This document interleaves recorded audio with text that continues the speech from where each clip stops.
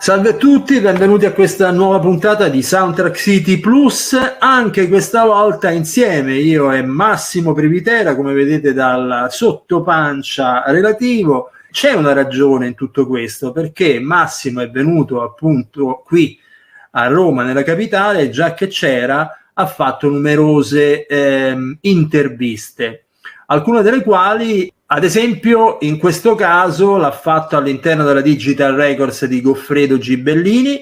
E chi sei andato a trovare in questo splendido studio? Ma in realtà è venuto nello studio Fabio Massimo Capogrosso, che tenevamo sia io che te di poter intervistare, perché ha avuto abbastanza un grande richiamo, una grande risonanza, perché è un giovanissimo compositore che ha prestato le sue doti a due opere importanti dell'ultimo nostro cinema italiano. L'anno scorso Esterno Notte, che era una serie TV, poi è diventata uscita anche in formato film al cinema per alcune giornate, e poi Rapito, un altro grande film di Marco Bellocchio. Marco Bellocchio ha voluto questo giovane autore, e siccome passava lì per caso alla Digital Records, in realtà l'abbiamo chiamato perché io non Bellocchio, no, Fabio Massimo Capogrosso, magari Bellocchio, ma no, e così ci siamo fatti raccontare dalla viva voce di Fabio Massimo la sua esperienza con questo grandissimo regista italiano, anche perché l'ha proprio richiesto lui stesso dopo tanti anni di diverse collaborazioni con altri grandi compositori italiani. Peraltro, se non ricordo male, ha guadagnato delle nomination, no? Con la colonna sonora di questi lavori di... Sì, soprattutto con Esterno Notte. Esterno Notte ha ricevuto la candidatura al Davide Donatello, di cui abbiamo parlato in una puntata insieme ad altri ottimi lavori. Poi vinto da Stefano Bolani con Il Pataffio. Ha ricevuto un premio importante, la Puglia Soundtracks Award, che è un premio che si svolge in Italia, ma in inglese, cioè organizzato da un gruppo di compositori dalle diverse parti d'Europa e oltreoceano, che loro stessi come giurati danno poi dei premi di settore alla musica per immagine. Una grandissima riconoscenza. Sì, hanno riconosciuto come miglior colonna sonora italiana dell'anno appena passato, e quindi ha ricevuto quest'altra candidatura e poi ha ottenuto proprio il premio effettivo.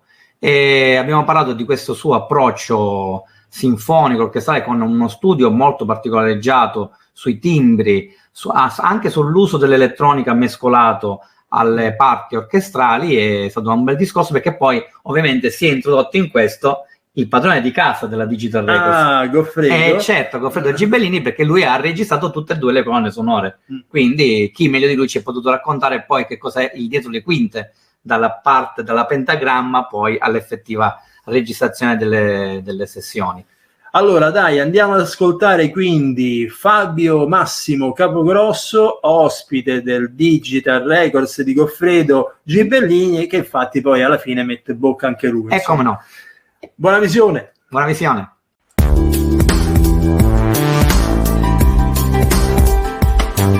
Benvenuti a Soundtrack City, direttamente dalla Digital Records del Goffredo Gibellini, che ci ospita qui. Ciao a tutti! Non vedete con me Marco Testoni, il mio socio di merende, ma Fabio Massimo Capogrosso. Ciao a tutti. Compositore che non vedevamo l'ora di intervistare sia io che Marco, però questa volta tocca a me, e ne sono anche abbastanza orgoglioso, perché ammiro Fabio. Non si può, è troppo simpatico. Sei troppo bello.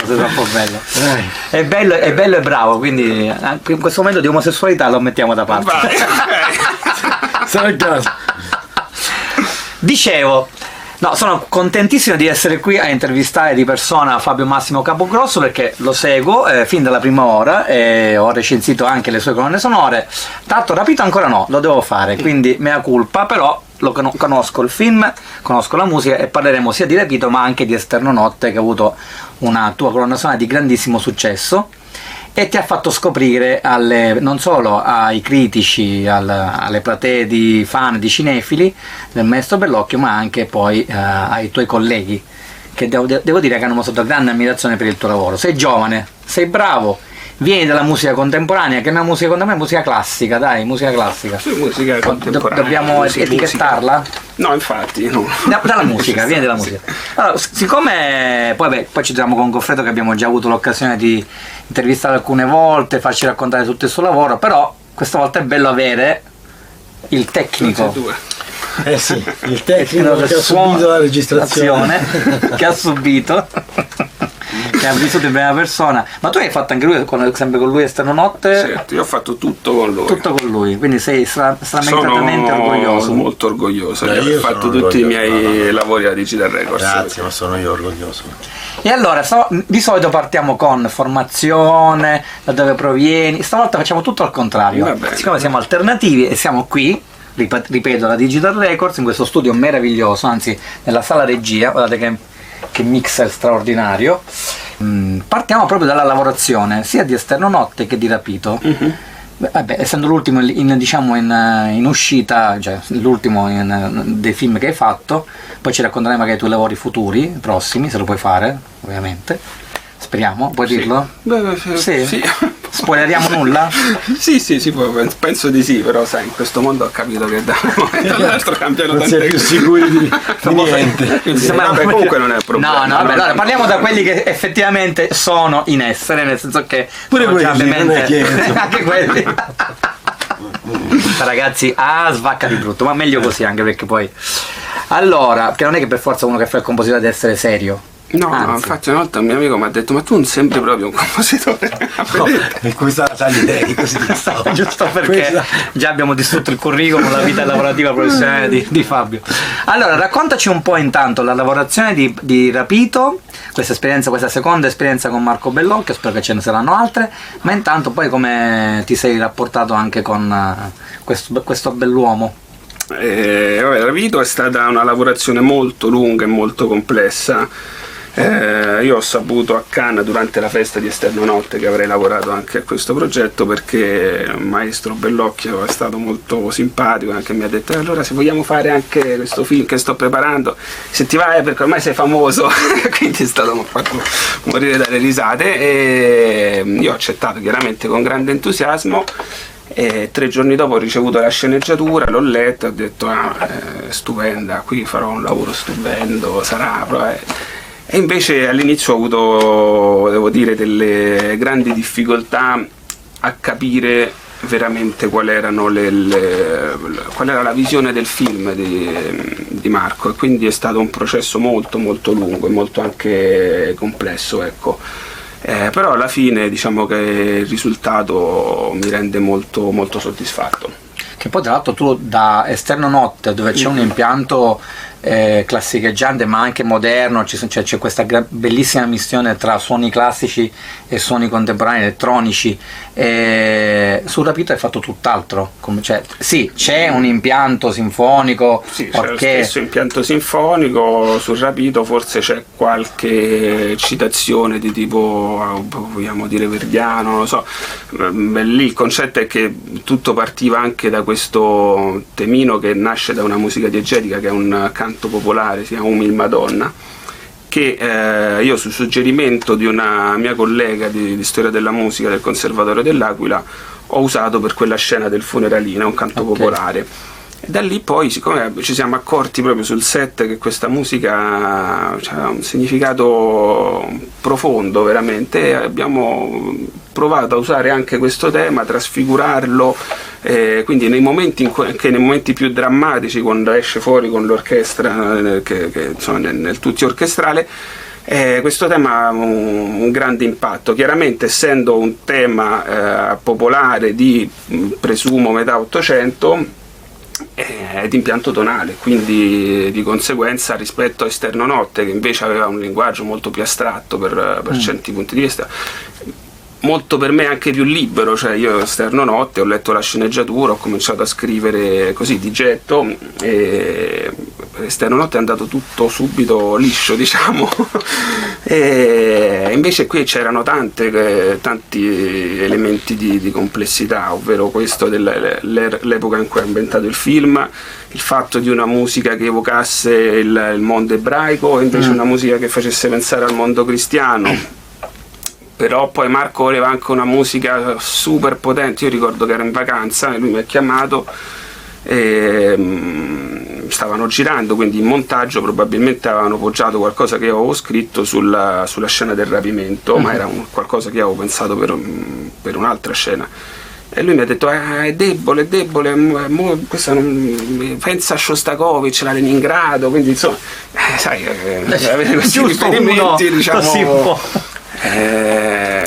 po' pesante come riferimento. No, vabbè, è una sfida bellissima, però chiaramente parliamo di musica, ecco, importante, che per carità è quella con la quale io mi sono formato, poi insomma, Shostakovich è proprio un mio autore di riferimento, però ho capito che lui voleva questa musica così potente, orchestrale, tant'è che quando lui sentiva delle cose non abbastanza, con un volume diciamo timbrico non così soddisfacente, diceva questa è inconsistente, ecco, per quanto in realtà poi c'era l'orchestra che suonava, quindi era rapito, c'è una colonna sonora devo dire piuttosto potente, perché lui cercava proprio questa drammaticità, questo grido, ecco, mi ha parlato proprio di un urlo della musica.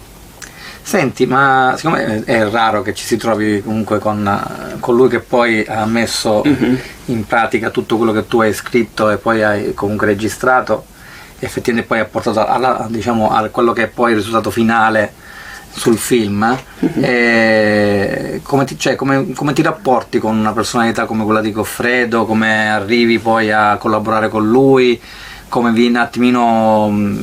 Io arrivo a collaborare con lui perché durante la prima colonna sonora, ovvero Esterno Notte, la Curci mi aveva indirizzato alla Digital Record, quindi sono venuto qui, l'ho conosciuto, poi ci eravamo già conosciuti in passato, però diciamo, abbiamo fatto un discorso, ecco, relativo appunto alla colonna sonora di Esterno Notte, e insomma, c'è stata una simpatia a livello umano, diciamo, subito, che si è creata subito, poi chiaramente però bisogna poi pensare al lavoro, e con lui come mi trovo? Io vabbè, non posso dire niente per ciò che riguarda piazzamento dei microfoni, perché io sono completamente analfabeta su tutto questo aspetto, quindi... E intanto mi salvo già. E meno male, su questo, non hai uno che ti mette i piedi.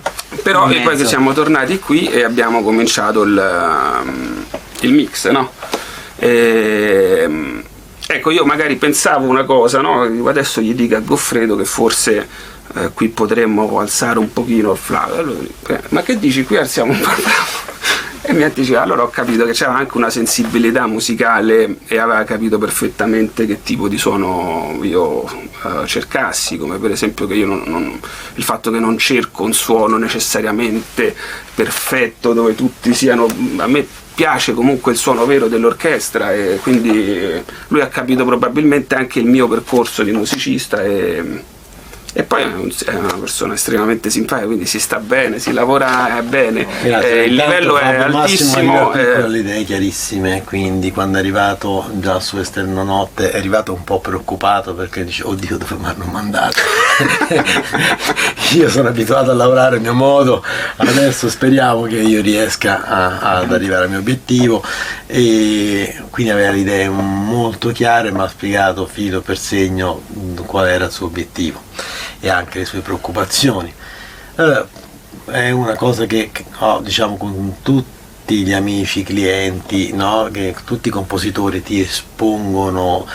Lui quando è arrivato era particolarmente in apprensione, un po' per l'importanza del progetto, un po' perché forse il primo che realizzava con persone che non conosceva, quindi era molto attento, ha spiegato bene, quindi era difficile arrivare al mix senza aver capito bene qual era l'obiettivo che aveva Fabio. Poi oggettivamente ben scritta, quindi suona da sola, c'è da correggere poco. Bene, vedi che gran complimento da un grande professionista come Goffredo. Com'è lavorare con Bellocchio? A parte il fatto di comunque tu sei giovanissimo, poi effettivamente alle prime armi dal punto di vista dell'approccio come musica applicata alle immagini, e poi ti trovi un maestro del cinema, come ti sei sentito intanto?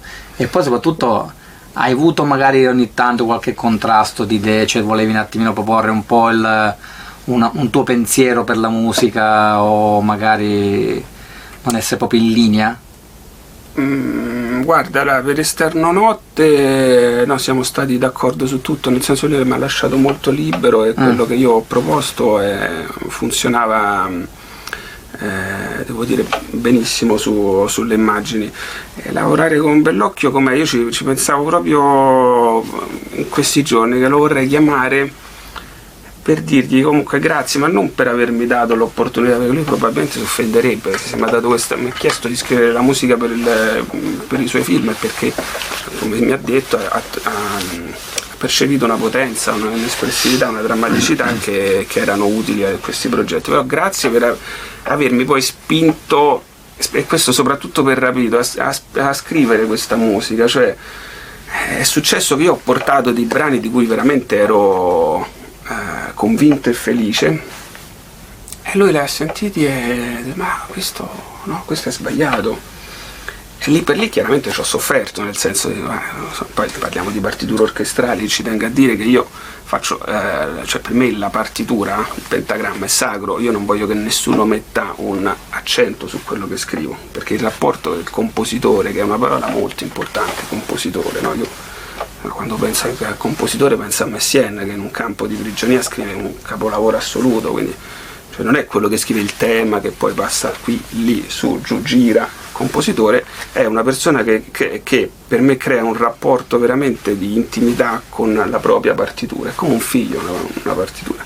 Quindi quando tu scrivi la musica, diciamo, chiamiamola assoluta come il maestro, allora lì il rapporto è tuo diretto con la musica, e invece nel cinema chiaramente può succedere che quello che tu hai scritto non entra poi, non è in sintonia con ciò che il regista voleva, e questo è comunque un momento anche difficile, doloroso. Non ti nascondo che per Rapito io ho sofferto molto di alcuni, però questo poi continuare a ricercare mi ha aiutato a tirare fuori veramente una musica della quale sono molto contento, ecco.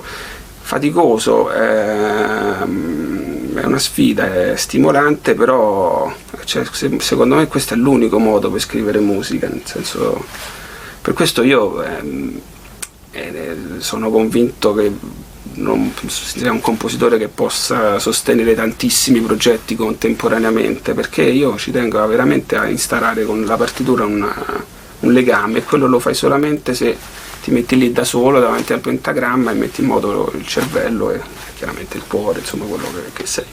Senti, a proposito, è stato molto bello secondo me, ma anche secondo molti tuoi colleghi, anche critici, il fatto di aver avuto una candidatura ai David Donatello, cioè in contemporanea con un altro grande pilastro che io ritengo uno dei più grandi attualmente, però veterani, che è Franco Piersanti con Siccità. E so che Franco ha dimostrato un grande elogio nei tuoi confronti, una grande ammirazione per la partitura di Esterno Notte. Per questo mi fa molto piacere, perché Franco Piersanti è un compositore, torniamo alla definizione precedente di compositore, è un compositore vero, è un maestro, può far solamente piacere con un attestato di stima da un compositore come lui. Bene, ti faccio una domanda un po' spinosa, nel senso che poi la rapporto anche a Goffredo, che comunque lui ha contatto con la Digital Records, con tante diverse tipologie di autore di musica applicate alle immagini. Ma attualmente tu hai avuto la fortuna di lavorare con Bellocchio, che poi comunque è un regista che anche oggi fa il suo cinema, non si fa bloccare dalle regole odierne di far cinema ad alcune tipologie di pensiero, che quella cosa si deve fare in quel modo, la si deve attualizzare. Lui fa il suo cinema, infatti fa il suo cinema come lo faceva agli esordi, lo fa ancora oggi, e quindi è sempre Bellocchio. Ovviamente poi dipende sempre dal tema trattato, perché Esterno Notte e Rapito sono due tematiche completamente diverse. Uno, vabbè, parliamo del rapimento di Aldo Moro e tutto quello che poi è avvenuto. Rapito è una storia ambientata, che cosa, nel 1858, tanto una storia vera, che doveva fare poi al cinema Spielberg, che non fece perché non trovò il bambino protagonista adatto, quindi lasciò, e per fortuna poi l'ha preso Bellocchio e l'ha fatto quel film, che è quel capolavoro che è. Se tu dovessi attualmente lavorare con un altro regista che non abbia quella visione, quel modo di fare cinema,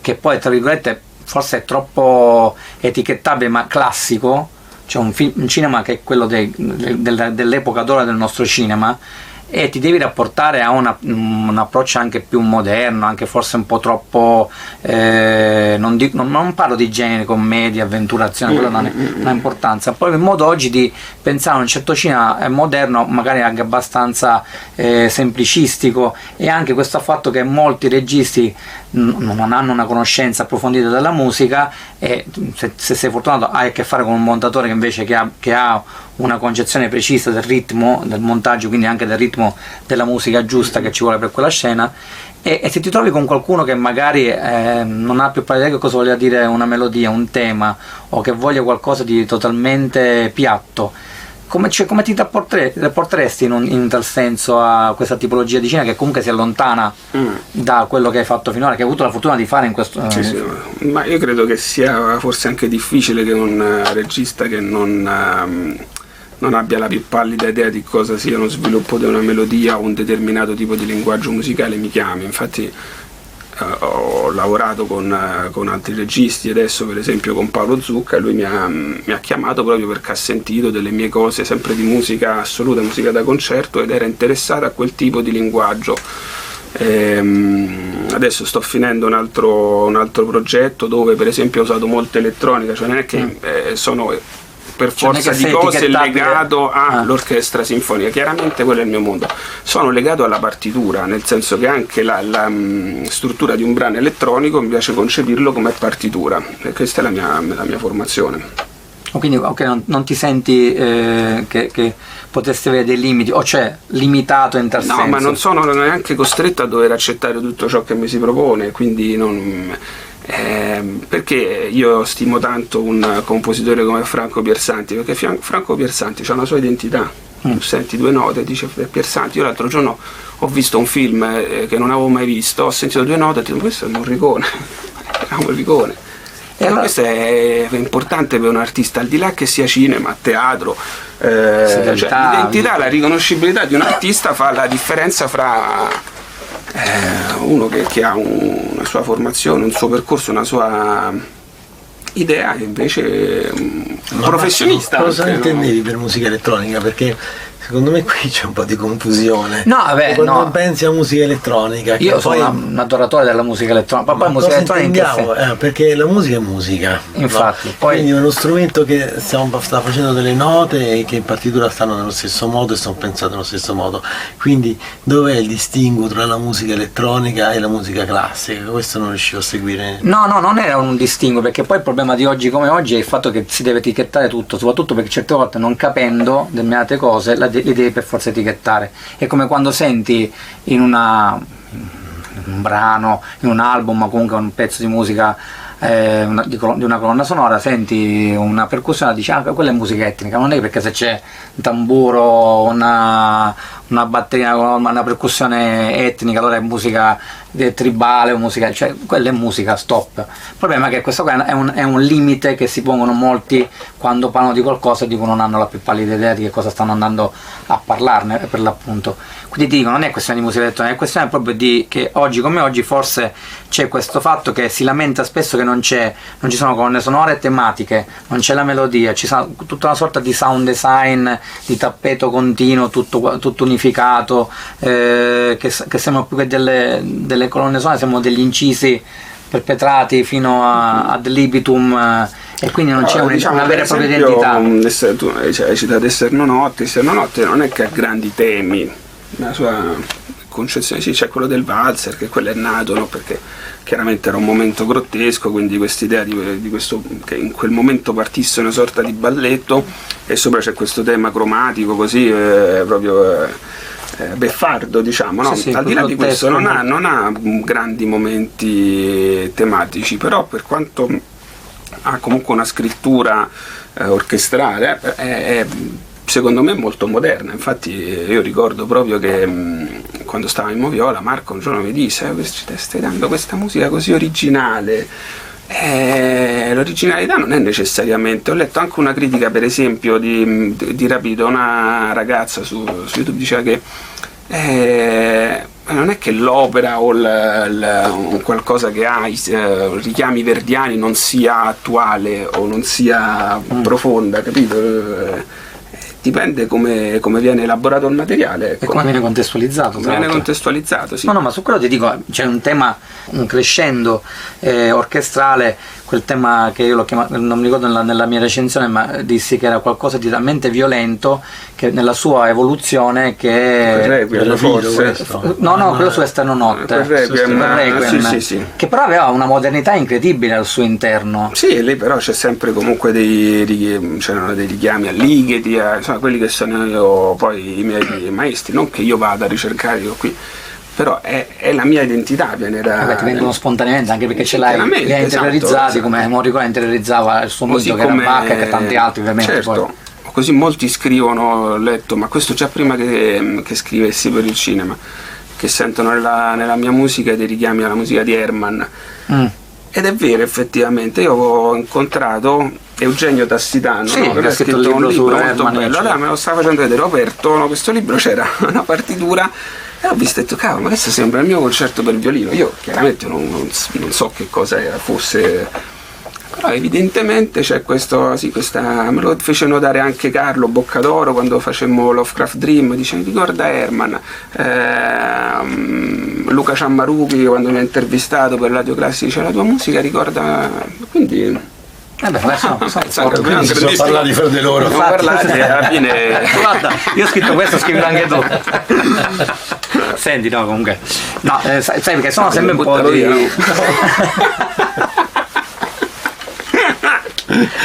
No, allora, poi forse poco fa diciamo che mi sono espresso male, nel senso che ho fatto un distinguo tra Esterno Notte e Rapito, ma perché più che altro quel modernismo, anche se di impronta sinfonica, diciamo classica, poi io devo dire che cerco sempre di evitare un po' le etichette su quando si parla di musica, che è poi difficile. No, ma è giustissimo quello che hai detto. Esterno Notte in un certo senso è più libera, chiaramente Rapito, avendo bisogno anche di elementi tematici che fossero proprio riconducibili a una determinata epoca storica, ha un approccio leggermente diverso, ma poi è sempre il mio modo di trattare l'orchestra, no? Ci sono degli stilemi compositivi che ricorrono in tutta la mia opera, penso all'uso dei trilli, no? Il rapimento di Edgardo, o dei tremoli agli archi, insomma. Anzi, io l'ho vissuta molto più in maniera, a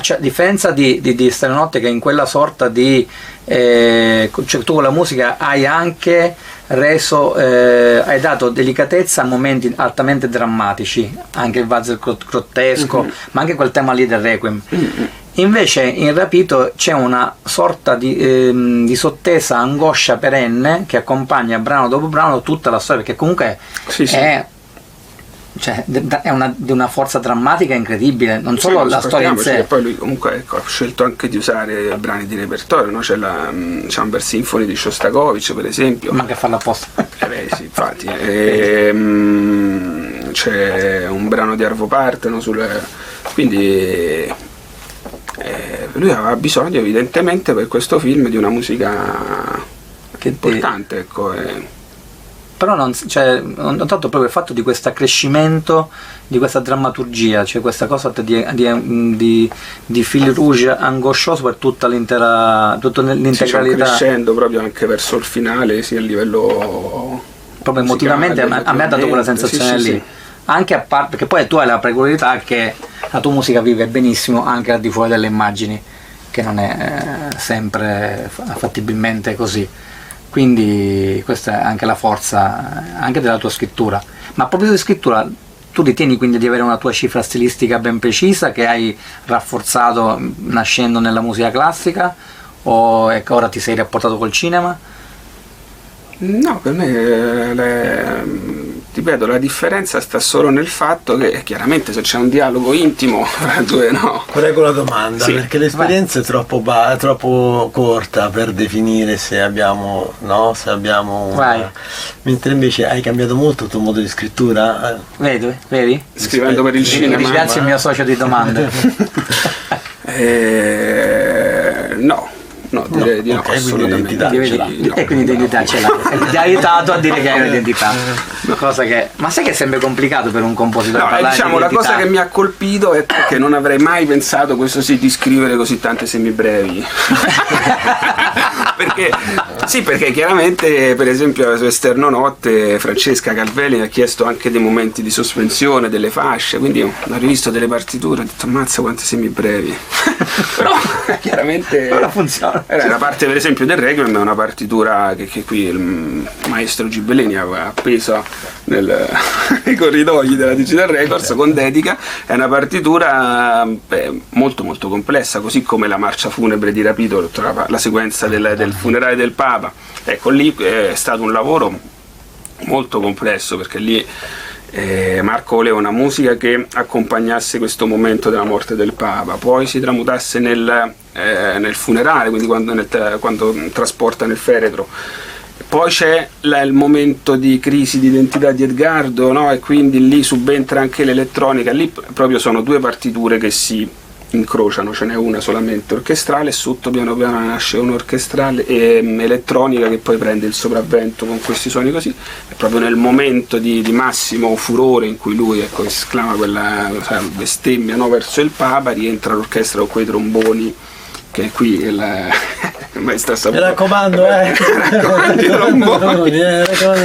Infatti cioè, no, ma volevo chiedere proprio anche tecnicamente, poi ovviamente lui ci può spiegare come una tale mole orchestrale di musicisti si va a rendere. Ma no, questo è molto semplice. Realmente, quando è ben scritto, è uno strumento. Per me l'orchestra è un singolo strumento, quindi non è che devo solamente riprendere come un pianoforte, no? Come un singolo strumento. Se è ben scritto, chiaro che però se è scritto scusami, male. gliel'hai già detto 3 volte che Sì. è ben scritto, no? Ancora No, che si monta la guarda che testa del ragazzate. compositore. Ma non gli sono scritti in Vedi, la serietà viene smontata in un nanosecondo. No, invece se posso dire una cosa. Vai. Sentivo quando, Che poi è timido, Fabio, vai. Tornando a Esterno Notte, io credo che la difficoltà che ha avuto, cioè dove io ero più titubante nell'approccio al progetto, dove pensavo Fabio potesse fallire, era che lui è abituato a fare delle opere. Te lo dice adesso, io faccio la mia opera, la mia partitura è un'opera. Qua invece stiamo parlando di una serie. Certo. Quindi stiamo parlando di una serie, non è che abbiamo esattamente la possibilità di fare 6 opere, una per puntata. Siamo obbligati a fare delle scelte e a stendere questa opera su 6 episodi, mantenendo un discorso. Ci vuole anche l'abitudine a farlo, quindi lì ero più titubante io all'inizio del progetto, questo non l'ho mai detto.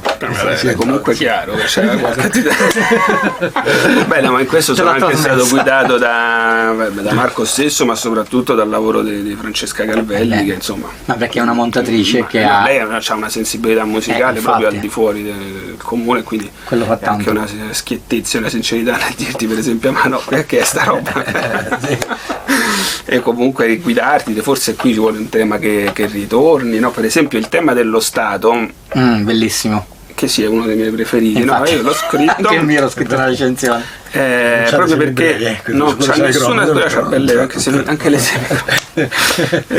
quello che ricordo un giorno mi hanno chiamato dalla Moviola, dice Fabio, stavamo pensando con Marco che forse servirebbe un tema, non so, dello Stato, quindi questo Stato che c'è, che reagisce, pensa sempre alla musica anche russa come. E quindi è nato questo brano molto stravinschiano, che chiaramente è il mio autore di riferimento, ma questo lo sanno tutti quelli che conoscono un po' la mia musica. E poi questo tema dello Stato è diventato però anche un po' il tema di Cossiga, della pazzia di Cossiga, e questa è un'intuizione di Francesca, è lei che l'ha messo poi sulla 6ª puntata, quando Cossiga c'ha quella crisi completamente di follia, ed è veramente uno dei momenti più belli secondo me di musica e immagini dell'intero lavoro, sì. Quindi ho avuto la fortuna anche di lavorare con gente che il cinema lo sa fare. Anche perché mi ritengo veramente fortunato, sto imparando con quei migliori. E poi l'hai registrato nel posto migliore, quindi E voglio poi dire. registrato con. Vabbè, intanto è salito sulla macchina e corre non è caduto. Vedi? Vedi che già. Non è facile, Sai quanti cadono anche 2 anni? Scherzi. Perché non c'è la bassa, come si dice. Sì, ma cosa si fa scrivere qua? Senti, parliamo un po' di... A me non lo so, su questo però Carlo Boccadoro dice sempre, ma sai perché Morricone, questo non lo puoi... Notando quando taglio. Alla fine... perché c'è la messa al culo a tutti, oppure troviamo dei termini, dice, però sai perché Morricone c'ha la tecnica comunque compositiva, ha sperimentato. Morricone è un grande compositore, ragazzi. Su questo non ci sono dubbi. Allora, anche quando il problema non è quando dici un compositore si rapporta a una realtà che può essere nuova anche col cinema, poi chiaramente magari non è il suo mondo e può fallire, però è più facile che uno che non sia un compositore fallisce. Cioè, il problema qui è essere un compositore. Se uno una volta che ha una sua identità, poi può scrivere per il teatro, può scrivere per io ho scritto per il teatro, ho scritto per quartetti, ho scritto per orchestre, per scene d'opera, e adesso per cinema mi diverte. Chiaramente anche perché c'è sempre la prima volta che si scrive per le immagini. Sì, comunque, da qualsiasi provenienza tu abbia. C'è qualcuno che è proprio restio, devo dire, qualcuno ne conosco, sì. Sì, vabbè, ma ce ne sono stati casi in cui si sono totalmente rifiutati. Sì. Vedi Petrassi che dopo 2 o 3 prove ha detto no, basta, non voglio avere più niente a che fare, perché proprio non mi interessa, quindi ci sta. Ma sai che mi hai fatto venire in mente che secondo me è anche lo stimolo per un'altra domanda. Ho incontrato Nanni Civitenga e Rocco Zifarelli, che hanno suonato con Morricone per un sacco di anni. Dicevo che una volta stavano registrando la colonna sonora di Disclosure e quella di Barry Levinson, che non mi ricordo come si chiamava in italiano, comunque quella con Michael Douglas e Demi Moore, e c'era un momento in cui lui scopriva un oggetto, un VHS, che svelava buona parte di tutto quello che poi sarebbe stato gli accadimenti pericolosi, tra virgolette, con questa donna pazza totale. E Morricone aveva scritto una cosa che proprio a Levinson non piaceva neanche lontanamente. Dice, guarda, ma Ennio, questo pezzo qua non c'entra niente con quella sequenza, cioè stiamo totalmente andando da un'altra parte. E Ennio invece, che era convinto che andasse bene quel pezzo, perché poi diciamo tutti era bellissimo il pezzo, ma effettivamente anche i musicisti di Suadi, il maestro, che effettivamente su quelle immagini non ci azzecca proprio, non ci azzecca niente. Ennio, che era abbastanza fumantino, però effettivamente disse vabbè, togliamo lo stop. Però strano, in genere togli tutta la colonna sonora. Togliamo tutta quanta. Però essendo lui abbastanza ovviamente fumantino e orgoglioso, non gliel'ha data vinta, nel senso che l'ha tolto, hanno registrato altro, ma lui mentre registravano altro si è messo a scrivere un altro pezzo, la notte l'ha rimesso un attimo, il giorno dopo l'ha fatto incidere e gliel'ha riportato su quella sequenza lì. Quindi in ogni caso non ha mollato, però dici lì subentra la tecnica, cioè lui è riuscito a capire che effettivamente non suonava su quella sequenza lì. E ti è capitato che non suonasse qualcosa, a parte quello che ti hanno detto che... Sì, certo. Ma hai dovuto per caso anche allungare qualcosa che invece avevi... Sì. Quello, soprattutto nella serialità, quello lì... Sì, certo. O accorciare, sì. Sì, questo è un aspetto del tutto nuovo, ecco, quello ci fai pensare veramente la novità rispetto a scrivere per così musica. L'uso elastico della stessa musica. Infatti, che deve essere funzionale. Esatto, sì. Senti, progetti nuovi allora? Se ne puoi parlare? Progetti nuovi, ho scritto le musiche per il Vangelo secondo Maria di Paolo Zucca, che è un regista secondo me molto bravo, molto sensibile, una persona deliziosa, è venuto con noi a Praga a seguire la registrazione, ha fatto un bel film. Quindi hai insistito con Goffredo, quindi? Sì, ho insistito con Goffredo, perché Goffredo una volta nell'intervista disse una cosa molto bella, che chi effettivamente lavora bene qui e lui lo accoglie, sta in una grande famiglia. Quindi tu ti senti in una grande famiglia quando lavori con Goffredo? Sì, mi sento che lavoro con un amico ormai, quindi ha ragione Goffredo, è una grande famiglia da Sì, ma poi ripeto, mi sento, al di là dell'aspetto umano che è sempre importante, però chiaramente poi quando uno lavora vuole, no, e io mi sento perfettamente compreso come musicista, quindi vedo perché dovrei andare altrove, ecco. Vedi, così grazie, io ce l'ho a posto tutta la carriera di Fabio Massimo Capogrosso, togliendo interferenze esterne che non siano le sue. Ti sei aggiudicato. Bonifico più tardi. Sì. E quindi vabbè, dai, il Vangelo secondo Maria, dai, capito? Quindi già mi immagino cosa tu abbia potuto mettere in opera a questo punto? Lì, vabbè, questo non so se si può dire perché poi deve uscire. Quella idea. No, lui per esempio era legato al tema dell'arpeggione di Schubert, e quindi quello l'abbiamo tenuto. Anche questa idea che mi si associ poi a un determinato tipo di repertorio, a me non dispiace. No, vabbè, ma se faccio un film ti chiamo per fare qualche cosa di punk rock, che secondo me saresti, guarda. Beh, in un certo senso la mia musica è comunque un po' rock. Vabbè. Al di là dell'uso, no? No? Aspetta che si è un rock atonale, un rock atonale, un rock un po' tra rock atonale. Un po', vabbè, ma anche Bartok e Ligeti erano molto rock nel modo di scrivere, quindi anzi sì, erano talmente avanti che per l'epoca non è che l'abbiano capito molto all'epoca. Su Rapido per esempio io ho visto la sequenza dell'assalto lì di Bologna. Siccome io avevo già scritto tanta musica, queste scene erano girate poi mesi dopo, quindi quando sono andato in Moviola l'ho vista già con Shostakovich, ma era talmente bella, cioè non è che gli dico scusate, e poi ripeto, se gente mi ha fatto i complimenti, gente guarda, quello è Shostakovich, cioè comunque se si riesce a mantenere una profondità di linguaggio che non si sente tanto uno stacco fra una musica di repertorio e una musica scritta per film, se gli autori sono quelli non è malaccio come cosa, no? No, anzi, vuol dire che effettivamente hai fatto un lavoro impeccabile. Allora, ringraziamo Goffredo Gibenini per l'ospitalità di Digital Records, questo è un posto meraviglioso, e ringraziamo Fabio Massimo Caporosso che finalmente ho avuto il piacere di conoscere live. Quando ti faccio i complimenti perché ammirazione massima. Grazie. Se ti chiami Massimo e Massimo siamo a posto. Grazie, alla prossima puntata di Soundtrack City. Ciao. Ciao.